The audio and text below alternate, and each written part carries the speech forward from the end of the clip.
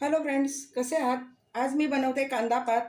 बाजारात आता सध्या हिरवीगार कांदा पात मिळते. तर एक मी जुडी आणली होती, ती कापली आणि अशी 2 पाण्याने स्वच्छ धुवून घेतली. इकडे आहे चणा डाळ. चणा डाळ मी रात्रीच भिजत ठेवली होती. आणि इकडे आहे ठेचलेला लसूण, ओला खोबरा, ओला नारळ आहे त्याचा तुकडा, गरम मसाला पेस्ट, हळद, शेंगदाण्याचा कूट, मिरची आणि मीठ. तर आता आपण बनवायला सुरुवात करूया.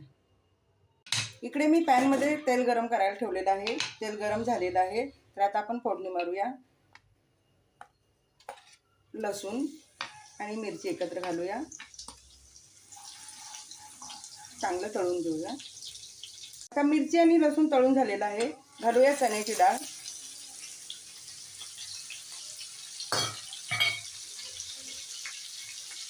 लगेच घालूया हळद आणि गरम मसाला. आता डाळ आपण शिजवून घेऊया.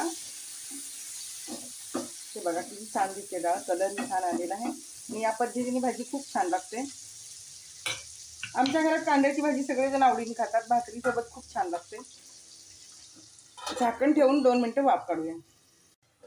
आता भाजी तयार झालेली आहे.